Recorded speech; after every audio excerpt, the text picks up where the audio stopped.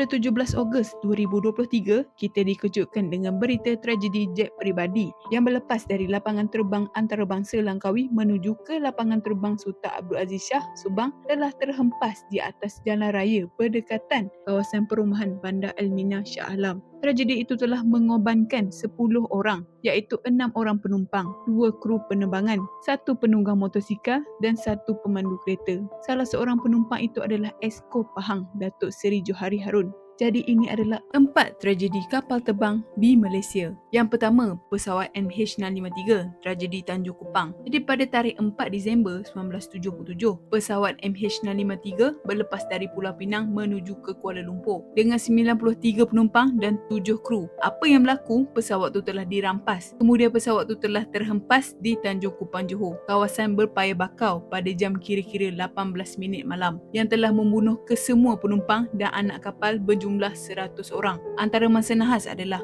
Datuk Seri Haji Ali bin Haji Ahmad, Menteri Pertanian, Tan Sri Mahfuz Khalid, Ketua Pengarah Jabatan Kerja Raya, Abu Bakar Othman Merican, Timbalan Ketua Pengarah Jabatan Perikanan, Hud Fazil, Setiausaha Politik Datuk Seri Haji Ali, Mario Garcia Incastigui dan isterinya Duta Cuba ke Malaysia. Perdana Menteri ketika itu, Allahyarham Tun Hussein On, berasa hibah kerana beliau turut kehilangan seorang anak saudaranya iaitu On Jaafar yang merupakan pramugara pesawat MH653. Jadi ini adalah teori rampasan pesawat MH653. Pesawat MH653 telah dirampas oleh Tentera Merah Jepun. Walau bagaimanapun teori ini dinafikan oleh Tan Sri Ghazali Shafi'i yang merupakan Menteri Dalam Negeri ketika itu.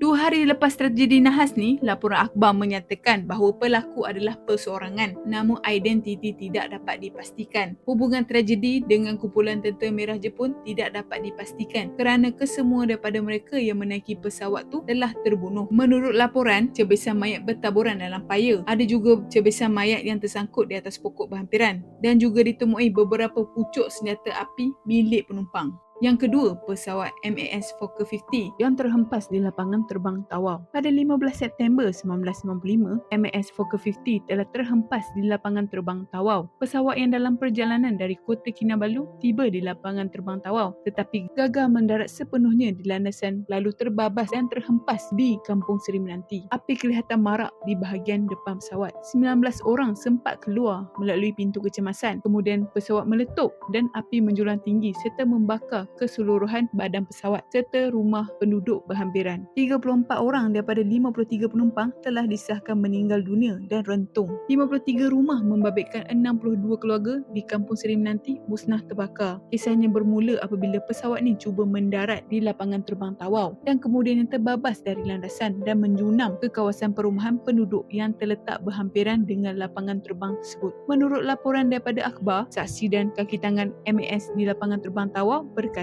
mereka telah mendengar satu letupan yang kuat dan melihat pesawat itu terbakar selepas ia melanggar rumah setingga kayu berhampiran dengan lapangan terbang tersebut. Yang ketiga, pesawat MH17.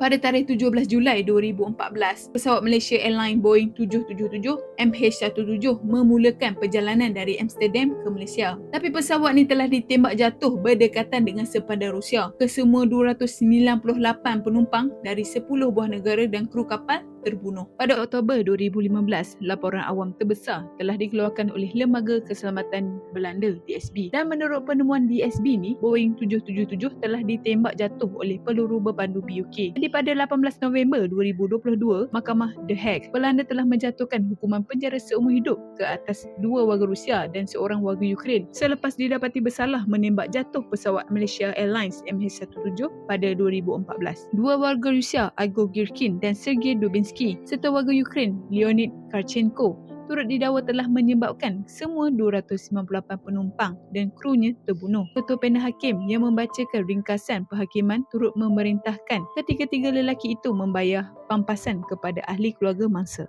Yang keempat, MH370. Pada 8 Mac 2014, pesawat MH370 bertolak dari Kuala Lumpur ke China. Pesawat yang membawa 227 penumpang dan 12 anak kapal hilang dari radar pada jam 2.14 minit pagi. Pesawat yang sepatutnya sepatutnya tiba di Beijing pada 6.30 pagi, didapati telah hilang dari radar sewaktu melakukan penerbangan merentasi Laut Cina Selatan. Selepas kejadian kehilangan pesawat MH370, banyak pihak yang cuba mencari pesawat MH370 ni tapi tak dijumpai. Jadi pada 28 Januari 2015, Jabatan Penerbangan Awam Malaysia secara rasmi mengisytiharkan insiden itu sebagai satu kemalangan dengan membuat kesimpulan bahawa pesawat tersebut telah kehabisan bahan api dan terhempas di kawasan yang ditakrifkan sebagai Selatan Lautan Hindi. Namun begitu, usaha pencarian diteruskan sehinggalah pada 7 Januari 2017 di mana kerajaan Malaysia, China dan Australia telah bersetuju menggantung pencarian pesawat MH370 sehinggalah petunjuk baru ditemui. Sampai sekarang MH370 tak dijumpai dan kekal menjadi misteri sehingga sekarang. Takziah untuk semua ahli keluarga mangsa.